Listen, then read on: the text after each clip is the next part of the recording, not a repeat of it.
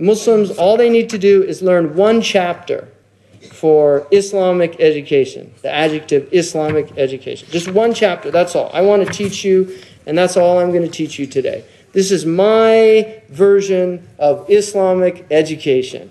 It's called Surah Al-Hujurat, the chapter of the chambers. Now, chambers are very interesting because these are the private chambers of the Prophet ﷺ. Because if you want a just society, you better have a just house.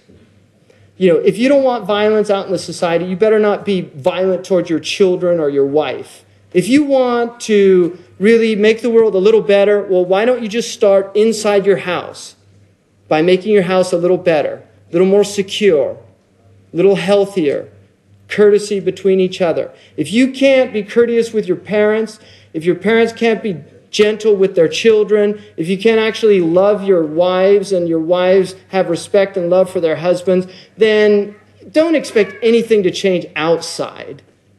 Really, don't expect anything to change outside. Just accept it all just the way it is and say, you know what, it's a pretty terrible place out there, but hey, so is my home. So I really shouldn't expect a whole lot of difference outside when the inside is just a reflection. And that's called congruence theory, if you want a big giant academic word for it. Congruence theory. That all societies invariably reflect their social institutions beginning with the house.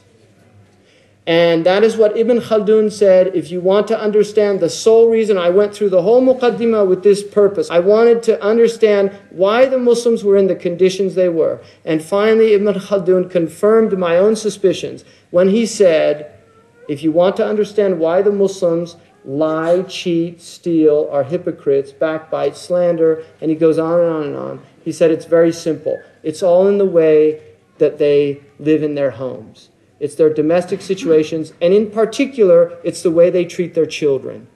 And those are the only people I have any sympathy left for.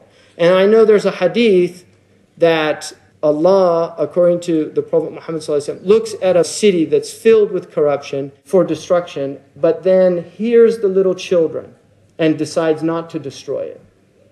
I mean, that's obviously not to be taken anthropomorphically, but the meaning should be understood. So this is the whole thing. You want to understand the chambers? The first thing, don't say what God and His messenger think. You know, don't speak on behalf of God and His messenger. Who do you think you are? You know, لا تقدموا يا أيها الذين آمنوا لا تقدموا بين يدي الله ورسوله. Don't say what God and His messenger think. Say what you think. And hope that that's what God and His messenger think. Because that's what the ulama did all throughout Islam. And this idea of a theocracy, a theocratic state, you know, that somehow we're speaking on behalf of God. I mean, that is one incredibly arrogant position. And the Muslims need to give it up. Because we are not speaking on behalf of God. We have no authority to do that. And in the end of the day, all we can say when we present our opinions is, Wallahu a'lam, and God knows best. And that's what every scholar in the history of Islam did when he wrote his book, when he gave his opinion. He said, this is the best of my understanding. I could be wrong. Allah knows best. Because I'm not God and I'm not His messenger. I'm just reading their words and I'm doing my best to understand an incredibly sophisticated and difficult thing called language. And what exactly do people mean when they say something?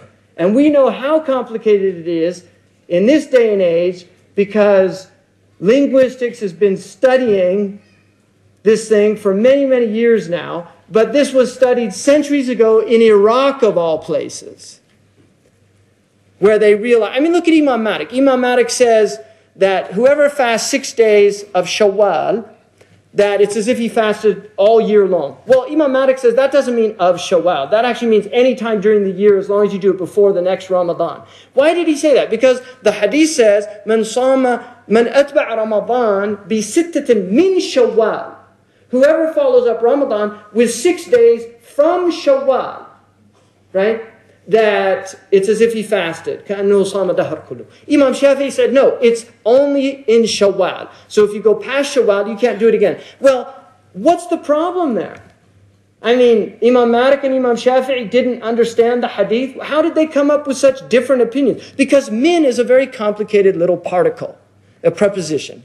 Min means beginning with, ataytu min Mekkata, I came from Mecca. But it also means from, in other words, from the Quran, min al-Quran, wa nunazzilu min al-Quran, not starting with the Quran, right? So min can mean starting from, but it can also mean from. So Imam Shafi'i said it means from Shawwal. It has to be in Shawwal. Imam Malik said no, it means beginning with Shawwal. Linguistic problem. Both questions. You know what the ulama say? Wallahu a'lam. If you're Maliki, you can do it all year long. You know, and if you're lazy, it's particularly beneficial. You know. So.